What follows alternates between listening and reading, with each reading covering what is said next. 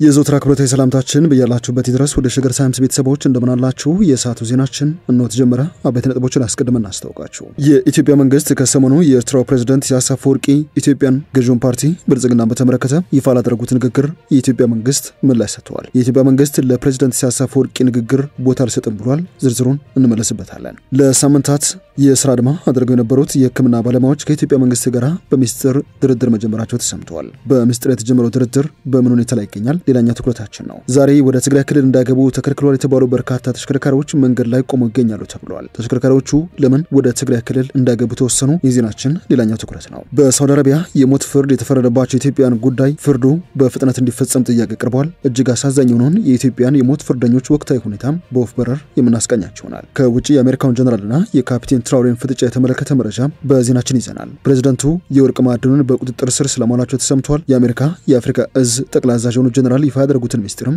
በወፍ በረር የምናስቃኛቸው ይሆናል። እንደተለመደው እያደመጣችሁን አብራችሁን ቆዩ። የቻናላችን የዘወትር አክብሮታዊ ግብዣ ነው። ወደ ቀዳሚ ጉዳያችን እናምራችሁ።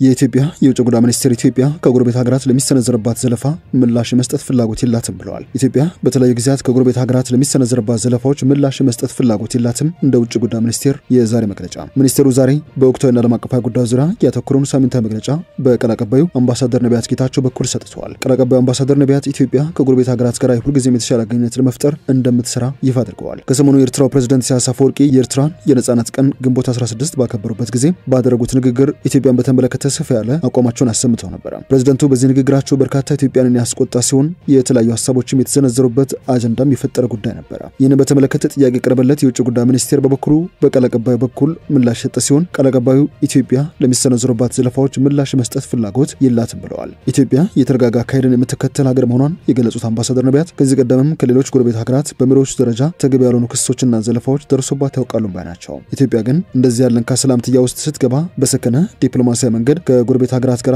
የምትቀጥል ነው የሚሆነው ሲሉም ይፋ አድርገዋል። በሌላ በኩል የቀድሞው የውጭ ጉዳይ ሚኒስትር ስም በመጠቀም ወደ ውጭ እንልካለን የሚሉ አካላት ስለመኖራቸው የውጭ ጉዳይ ሚኒስትር አስታውቋል። ከዚህ ጋር ተኮር ዲፕሎማሲ ጋር በተያያዘ ከማይናማር ከ700 በላይ ዜጎችን መመለስ መቻሉንም አምባሳደር ነቢያት በሳምንታዊ መግለጫቸው ጥቆማ ከሰጡባቸው ጉዳዮች መካከል ይገኝበታል። ይሁን እንጂ መንግስት በዚህ ሁሉ ጥረት እያደረገ ባለበት በዚህ ወቅትም ይህንን የህገወጥ መንገድ ተከትሎ የሚሄዱ ዜጎች አሁንም መኖራቸውን እንዳሳዘናቸው ገልጸዋል። ከውጭ ጉዳይ ሚኒስቴር ህጋዊ ፍቃድ አለኝ በማለትና የቀድሞው ውጭ ጉዳይ ሚኒስትርን ስም በመጠቀም ሐሰተኛ ማስረጃ በማሰራጨት ወደ ውጭ ልካለ የሚሉ ሐሰተኛ ግለሰቦች መኖራቸውን ህዝብ ሊረዳ ይገባል ባይ ናቸው። ይህ ሐሰተኛ ማስረጃ በተለያዩ ማህበራዊ ሚዲያዎች የተሰራጨ መሆኑን የገለጹት አምባሳደሩ ስህተት መሆኑን ህዝብ ሊረዳ ይገባል ባይ ናቸው። በህገወጥ መንገድ የሚወስዱ ደላሎች ሰንሰለታቸው ረጅም ርቀት ያለ ቢሆንም እርምጃ ለመውሰድ ስራዎች እየተሰሩ ይገኛሉ።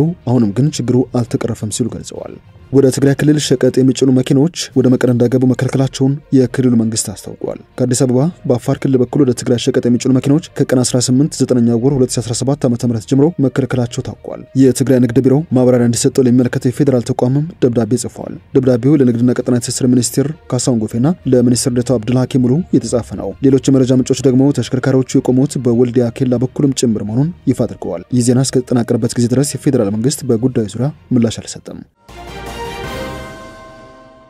የሰዓቱ ዜናችን እየተደመጠ ይገኛል። በሳውዲ አረቢያ የሞት ፍርድ ተፈርዶባቸው በናጅራን እስር ቤት ውስጥ የሚገኙ ኢትዮጵያን በሚቀጥለው ሳምንት ከሚከበረው ኢድ አልአረፋ በዓል በፊት ፍርዱ ተፈጻሚ እንደሚሆንባቸው ተነግሯቸዋል ተብሏል። በእስር ቤቱ የሞት ቅጣት የተፈጸመባቸውን ጨምሮ 47 ኢትዮጵያውያን ላይ የሞት ፍርድ የተወሰነባቸው ሲሆን ቤተሰቦቻቸው መንግስት ጣልቃ ገብቶ እንዲታደጋቸው እየጠየቁ ስለመሆኑ የቢቢሲ አፋን ኦሮሞ ዘገባ አትተዋል። ካሊድ መሐመድ ኢብሮ የሚባል ወንድሙ የሞት ፍርድ ከተወሰነባቸው ኢትዮጵያን መካከል አንዱ መሆኑን ለዘገባው የተናገረ ሙለታ የተባለ የመረጃ ምንጭ ከዚህ በፊት ወንድሜን ጨምሮ 3 ሰዎችን ለመግደል ተወስደው ነበር ብለዋል። ካሊድ ቤተሰብ አለው፣ አንድ ልጅ አለው። ቤተሰቡን ጥሎ ወደ ሳውዲ አረቢያ እንደሄደ ነው የተያዘው ብለዋል። ሙለታ ሲቀጥል በውሳኔ ምክንያት ባጋጠመው ድንጋጤ የልብ ታመም መሆኑና በየቀኑ ወደ ሆስፒታል እንደሚወስዱትም ተናግረዋል። ካሊድን ጨምሮ ሞት የተፈረደባቸው ኢትዮጵያኑ ቀኑን ቁጭ ብለው ከመጠበቅ ውጪ መች ተፈጻሚ እንደሚደረግባቸው የማውቀው በመሆኑ ሌላ ጭንቀት እንደተፈጠረባቸውም ገልጸዋል። ምንጩ አክሎ እንደገለጸው ከሆነ ከእስር ቤቱ አስተዳደር ውስጥ ሳይባኪያ ከምትባል ሰው የሞት ፍርዱን አፈጻጸም በተመለከተ ሚስጥራዊ መረጃ አግኝቷል ያለው ከሀገሪቱ ንጉስ ጽሕፈት ቤት የወጣው ትዕዛዝ ደብዳቤ ሞት የተፈረደባቸው ሁሉም ሰዎች ከኢድ አልአድሃ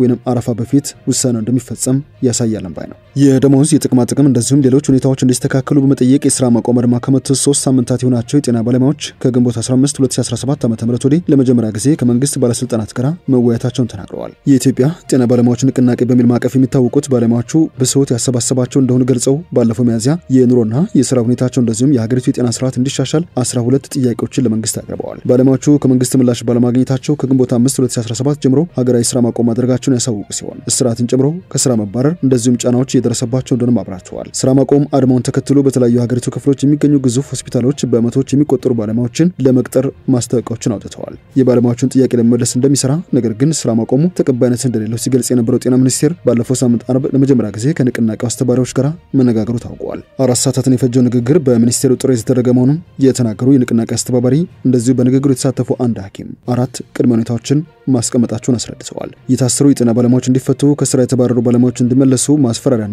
ዛቻ እንዲቆም እንደዚሁም የጤና ተቋማት እያወጧቸው ያሉትን አዳዲስ የቅጥር ማስታወቂያዎችን እንዲያቋርጡ የሚሉ ቅድመ ሁኔታዎች ማቅረባቸውን ገልጸዋል። የጤና ሚኒስትር ዴታዎች፣ አማካሪዎችና ሌሎችም የሥራ ኃላፊዎች በተገኙበት በዚህ ንግግር የባለሙያዎቹ ጥያቄ እውቅና ማግኘቱን የጠቆሙት አስተባባሪው ጥያቄዎችን በምን መልኩ እንመልስ የሚለው ላይ ግን ልዩነት መፈጠሩን ነው የገለጹት። በጤና ሚኒስቴር በኩል የኛን ፕሮፖዛል ተቀበለው የሚል ሐሳብ መቅረቡን የጠቆሙት ተሳታፊው ምንም እንኳን ከመንግስት በኩል የቀረበውን ሐሳብ ይዘት ከመግለጽ ቢቆጠቡም ባለሙያዎችን አላሰምንም ሲሉ ይፋ አድርገዋል። ይህ ንግግር በተደረገ በሰዓታት ልዩነት በብሔራዊ ቴሌቪዥን ጣቢያ ያቀረቡት የጤና ሚኒስትር ዴታ ዶክተር ደረጀ ዱጉማ የባለሙያዎቹ ጥያቄ ለረጅም ጊዜ ሲንከባለል የመጣ ውዝፍ መሆኑን አንስተው ወደ ስራቸው የሚያመለሱ ባለሙያዎች ላይ የሙያ ፈቃድ እስከ መንጠቅ የደረሰ ህጋዊ እርምጃ እንደሚወሰድ ነው ያስጠነቀቁት። የንቅናቄ አስተባባሪ በመንግስት በኩል ይበልጥ ጫና መበርታቱን በመጠቆም ለሁለተኛ ዙር ንግግር እንዳልተቀመጡም ተናግረዋል። አሁንም ማስታወቂያዎች ይወጣሉ፣ ማስፈራሪያዎች፣ ዛቻዎች አሉ። ባለሙያዎቻችን እስር ቤት ነው ያሉት፣ አብዛኞቹ አልተፈቱም። ይህ ባለበት ሁኔታ ድርድር ለማድረግ ከባድ ሆኖ አግኝተነዋል ብለዋል። ሌላ ንቅናቄ አስተባባሪ የኢትዮጵያ ሰብዓዊ መብቶች ኮሚሽን ኢሰመኮ ሶስተኛና ገለልተኛ ወገን ሆኖ እንዲያደራድር ቅድመ ውይይት እየተደረገ ስለመሆኑም ይፋ አድርገዋል። መንግስትና የጤና ባለሙያዎች ተደራዳሪ ቡድን በሶስተኛ ወገን በኩል ፊት ለፊት ለመነጋገር ቀን ባይቆርጡም በቅርቡ እንደሚገናኙ አስታውቀዋል። የአውሮፓ ህብረትና አሜሪካን ጨምሮ የ8 ሀገራት ልዑካን ቡድን በትግራይ ክልል የቅድመ ተዋጊዎችን ወደ ህብረተሰቡ የመቀላቀል ተግባር ለማከናወን በሚል የተቋቋሙት የታደሰው ስልጠና የሚሰጥባቸውን ማዕከላት ጎብኝተዋል። የአሜሪካ፣ አውሮፓ ህብረት፣ የካናዳ፣ የእንግሊዝ፣ ጃፓን፣ ስዊድን፣ ፈረንሳይና ዴንማርክ ልዑካን ቡድን ያካሄዱት ጉብኝት በሚያዝያ 2017 ዓ.ም ስራ በጀመረው አዲብራክ ማሰልጠኛ ተቋም መሆኑን የትግራይ ቴሌቪዥን ዘገባ ያሳያል። በሚያዝያ ስራ ጀምረው የማሰልጠኛ ማዕከሉ 5000 የሚጠጉ የቅድመ ተዋጊዎችን ወደ ህብረተሰቡ መቀላቀሉን አስተባባሪው አቶ ሲሳይ ገብረመድህን ይፋ አድርገዋል። በተባበሩት መንግስታት ድርጅት የልማት ፕሮግራም የቅድመ ተዋጊዎች መልሶ ማቋቋም ዳይሬክተር ሚስተር ባሲል የጉብኝቱ ዓላማ ተዋጊዎችን መልሶ ወደ ህብረተሰቡ የመቀላቀል ሂደት በምን ደረጃ ላይ እንዳለ ለመታዘብ ነው ብለዋል። ሂደቱ በሁሉም ባለድርሻ አካላት ተሳትፎና ትብብር በሚገባ የተካሄደ ስለመሆኑ ለመረዳትም ችለናል ባይ ናቸው። ተዋጊዎቹን ወደ ህብረተሰቡ በመቀላቀል ሂደቱ ላይ ከመጀመሪያው ቅዱ ጀምሮ እስከ በጀት መመደብና ትግበራው መቆጣጠር ድረስ ፈንዱን የሰጡ ሀገራት እያደረጉት ያለው ድጋፍ ቀላል አይደለም ሲሉም አስታውቀዋል። በተጨማሪም የፌዴራል መንግስቱና የክልሉ ጊዜ አስተዳደርም እንደዚሁ የታደሰው ኮሚሽን እያበረከቱት ያለውን አስተዋጽኦ በመታዘብ የስልጠና ማዕከሉ እንዴት መሻሻል እንዳለበት እንወስናለን ሲሉ ተደምጠዋል። ፕሮግራሙ እንዲሳካ 11000 ለጋሽ ሀገራት በገንዘብ እየደገፉ ይገኛል ያሉት ዳይሬክተሩ የታደሰው ኮሚሽን እያከናወናቸው ያለው ስራዎችም ውጤት እያመጡ ስለመሆኑ ተገንዝበናል ብለዋል። ማዕከሉ ስራ ከጀመረበት ሚያዝያ ወር ጀምሮ ከ4800 በላይ የቅድመ ተዋጊዎችን ለማሰልጠን ወደ ህብረተሰቡ እንዲቀላቀሉ አድርጓል ነው የተባለው። በትግራይ 75000 የቅድመ ተዋጊዎችን ትጥቅ ማስፈታትና ወደ ህብረተሰቡ የመቀላቀል ሂደት በህዳር 12 2017 በይፋ መጀመሩ ይታወቃል። ወደ መጨረሻ ጉዳያችን እናምራቸው። የዩኤስ አፍሪካ ኮማንድ አፍሪኮን ኮማንደር ጀነራል ማይክል ላንግሌይ ከኬንያው ሲቲዝን ቲቪ ጋር ቃለ ምልልስ አድርገው ነበር። በዚህ ቃለ ምልልሳቸው የምዕራቡን ዓለም አጥብቀው በማውገዝ ስለሚታወቁት ካፒቴን ትራውሬ የማታውቁት ምስጢር አለ ሲሉ ተናግረዋል። ጀነራል ላንግሌይ እንደሚሉት ከሆነ ትራውሬ ስልጣኑን ለማቆየት ሲል የቡርኪና ፋሶን የወርቅ ሀብት በቁጥጥር ስር አስገብቷል ሲሉ ወንጅለዋቸዋል። ጀነራሉ አክለውም ካፒቴኑ ለህዝብ የሚጠቅሙ ፕሮጀክቶችና የልማት ስራዎችን ከማከናወን ይልቅ ቅድሚያ የሰጠው የሀገሪቱ የወርቅ ማዕድን በቁጥጥር ስር እንዲገባ ማድረግ ነው ብለዋል። የንግግራቸው በበርካታ አፍሪካውያን አሊያም ፓን አፍሪካኒስቶች ዘንድ ተቃውሞ ገጥሞት ነበር። እንደ አሜሪካው ጀነራል ማብራሪያ ከሆነ የወርቅ ማዕድኑ ለካፒቴን ትራውሬ ሀብት ማካመቻ ብቻ ሳይሆን ስልጣን ለማራዘም የሚያግዝ የመደራደሪያ አቅም ነው፣ ወታደራዊ ኃይሉን የሚያጠናክርበትም የሀብቱ ምንጭ ነው ብለዋል። ካፒቴን ትራውሬ በዚህ ያስማማም በቡርኪና ፋሶ ታሪክ የመጀመሪያውን የማዕከላዊ ባንክ የወርቅ ሪዘርቭ በማቋቋም ቀዳሚው እኔ ነኝ ይላሉ። ይህ ደግሞ በምዕራባውያን ኩባንያዎች ሲዘረፍ የኖረውን ሀብት ለቡርኪና ቤ በሚበጅ መልኩ ሀብታችንን ለመጠቀም የጀመርነው ሪፎርም አንዱ አካል ነው ሲሉ ይሞግታሉ። ይህንን የወርቅ ሀብትኛ ብንጠቀመውም የራሳችን ንብረት ነው ጀነራል ላንግሌይ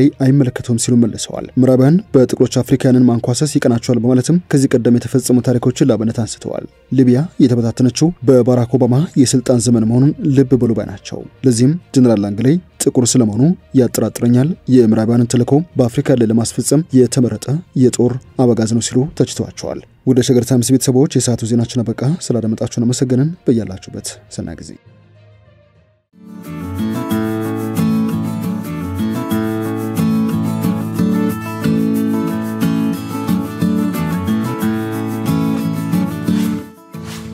ሸገር ታይምስ ሚዲያን ሰብስክራይብ በማድረግና ደወሉን በመጫን ይከተሉን።